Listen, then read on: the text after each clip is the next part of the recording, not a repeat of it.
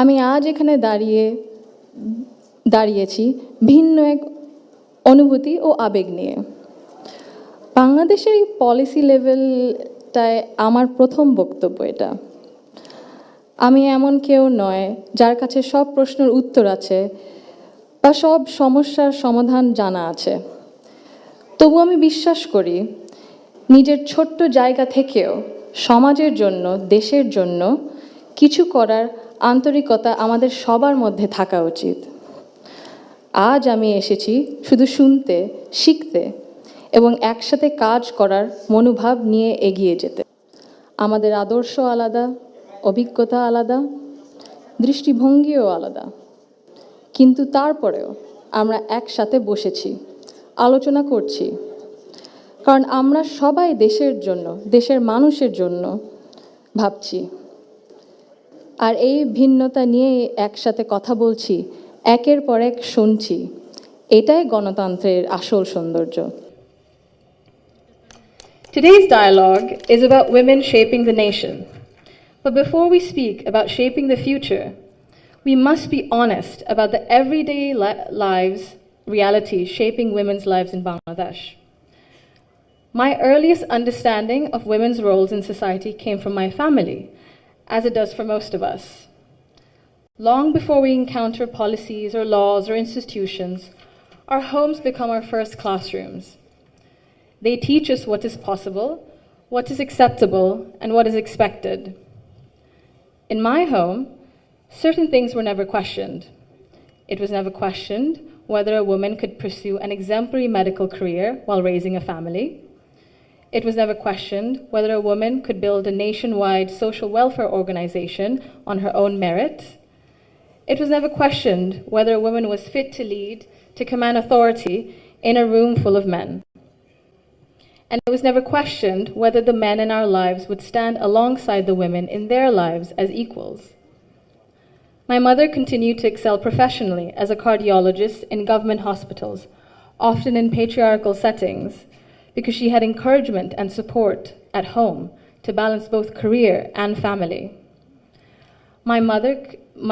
In 1979, my Nanu, Saida Iqbal Banu, began using her own home to open a free elementary school for vulnerable and disadvantaged children. What began as a personal act of care grew into one of the earliest NGOs in Bangladesh, Shurubhi, creating meaningful and lasting change in young people's lives. The belief that women's dignity must be recognized both privately and publicly was also reflected in my grandparents' lives and leadership beyond our family. My grandfather, President Zaima Rahman, understood that development was incomplete if women were excluded. He saw women as capable contributors at home, at work, and in public life. And that belief carried into the choices he made as a leader. Under his leadership, income. The creation then of the Ministry of Women's Affairs reflected a conviction that improving the lives of women and girls required intention and structure. These were not just policy decisions, but they were an extension of the values that he lived by personally. That foundation was carried forward by my grandmother, Begum Khaleda Zia, who understood the transformative power of education that gave women voice, choice, and confidence. Under her leadership, girls' education was treated as a right, not a privilege. Free secondary schooling, alongside programs such as food for education, cash for education, helped to keep millions of girls in schools and change the course of families across the country.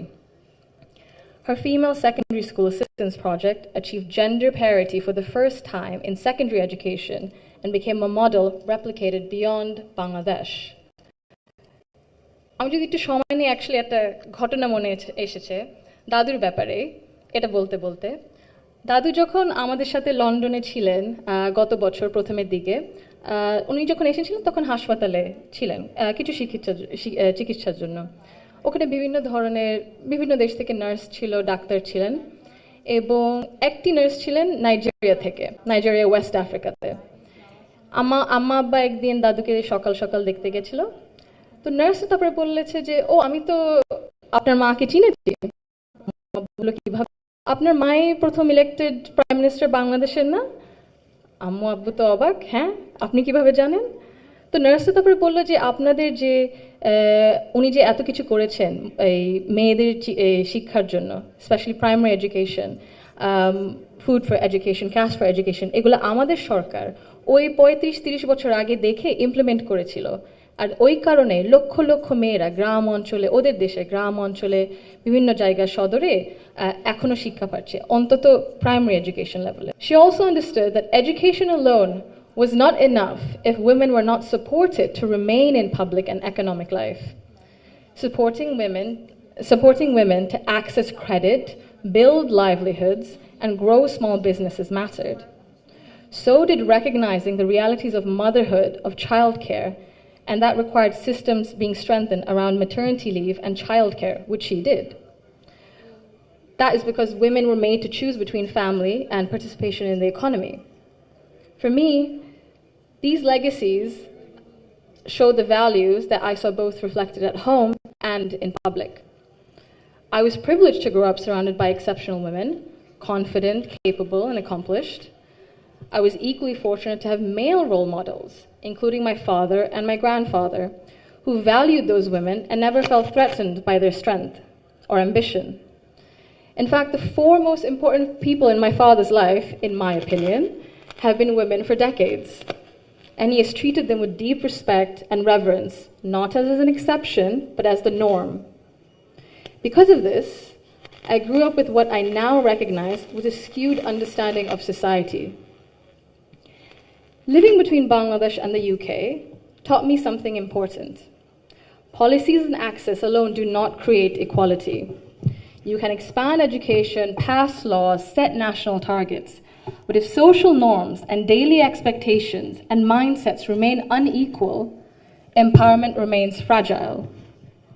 This is not about overt discrimination. Inequality often survives through habit and comfort, through what feels normal.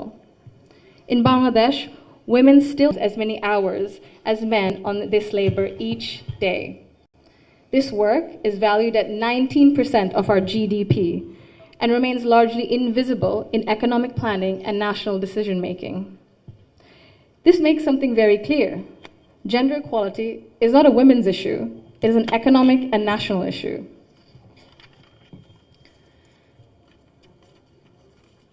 Significant gains in girls' education.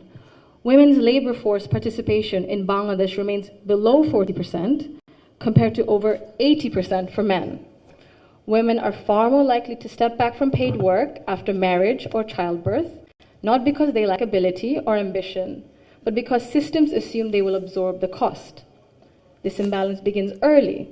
Girls are expected to adjust their ambitions around family needs, while boys are rarely taught that responsibility and care are shared obligations.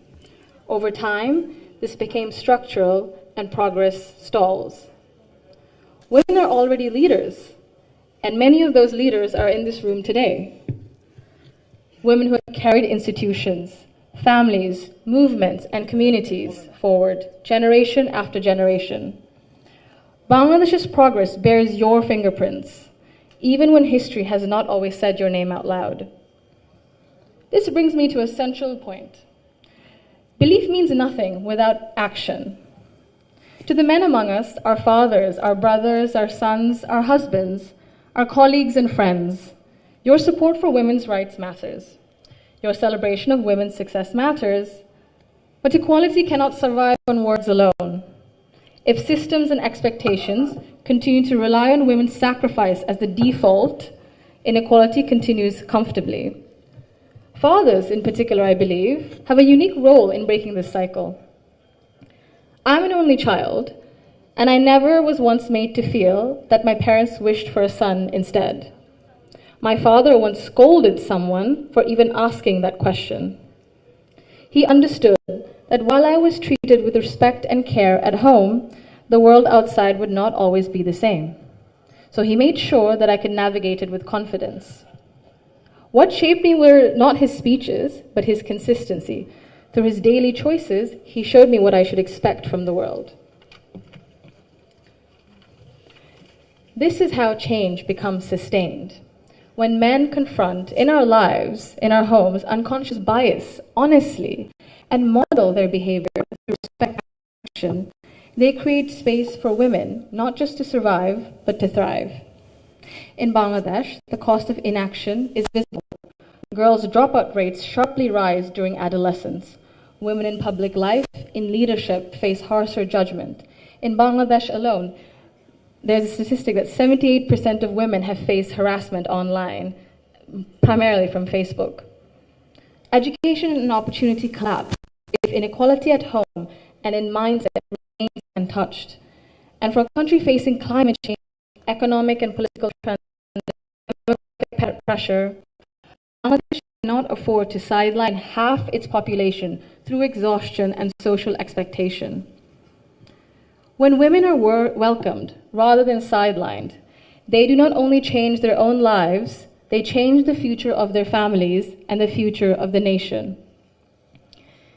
If Bangladesh wants progress, not symbolic success stories, but sustained national development, then empowerment cannot stop only at classrooms, only in offices or policies. They must reach our homes, our institutions, and our mindsets. And it must be the progress. Thank you.